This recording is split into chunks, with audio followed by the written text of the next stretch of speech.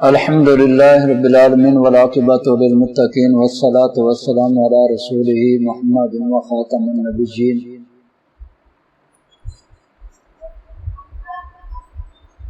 میرے پیارے دوستو، السلام علیکم ورحمۃ اللہ وبرکاتہ۔ حکیم امتیاز دانش، فرام پاک ہربل دواخانہ، چوک اعظم، نزد مرحبا سویٹ بیکل فتح روڈ، چوک اعظم سے مخاطب ہوں۔ آج میں جس بیماری کے بارے میں آپ سے بات کر رہا ہوں، جس مرض کے بارے میں آپ سے بات کر رہا ہوں، وہ ہے خون تھوکنا۔ یعنی ہر وقت یہ مریض جو ہے خون تھوکتا رہتا ہے، یعنی منہ سے خون آ رہا ہوتا ہے۔ کچھ مریض ایسے ہوتے ہیں جن کے دانتوں سے خون آ رہا ہوتا ہے، مسوڑوں سے خون آ رہا ہوتا ہے، اور کچھ ایسے ہوتے ہیں جن کے حلق سے خون آ رہا ہوتا ہے، اور کچھ ایسے مریض ہوتے ہیں جن کو معدے سے خون آ رہا ہوتا ہے، یعنی معدے کا السر ہو جاتا ہے۔ بعض دفعہ پھیپھڑوں سے بھی خون آ رہا ہوتا ہے۔ تو لہذا میں نے اس بیماری کا نام رکھا ہے خون تھوکنا۔ ہر وقت خون تھوکتا رہتا ہے مریض۔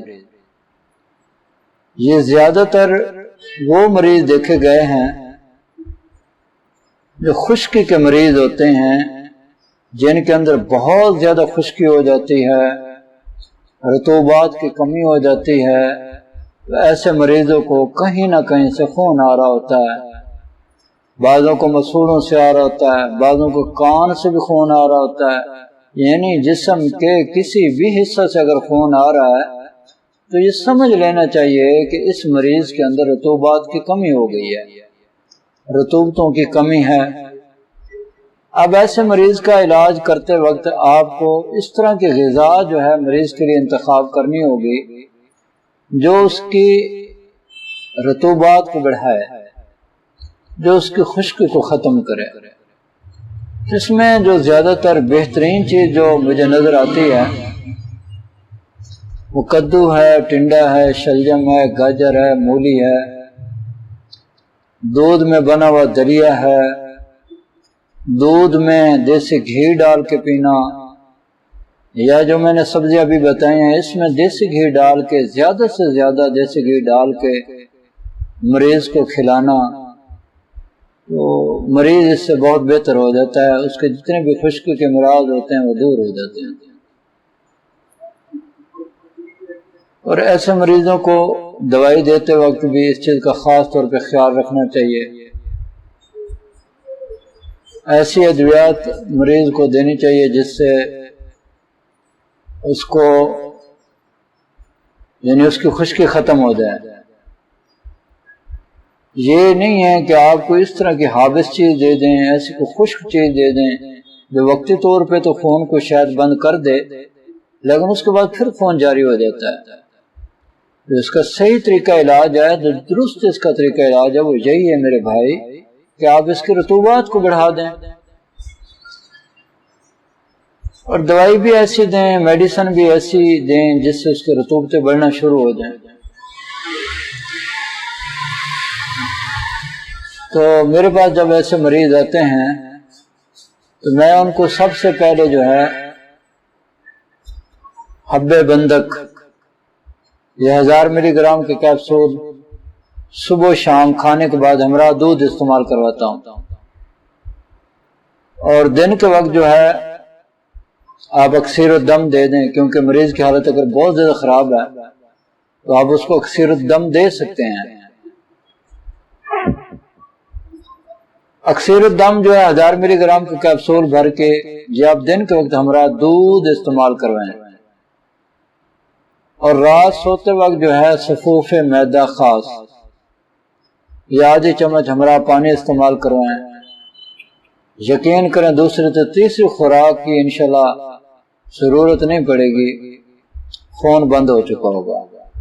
لیکن حفظ ما تقدم کم از کم 10 دن تو مریض کا علاج کرنا چاہیے۔ 10 کے 20 دن بھی ہو جائیں تو کوئی برائی نہیں ہے۔ 20 دن جب آپ اس کا علاج کریں گے इंशाअल्लाह ताला ये मरीज हमेशा के लिए तंदुरुस्त तवाना हो जाएगा और मरीज ठीक हो जाएगा।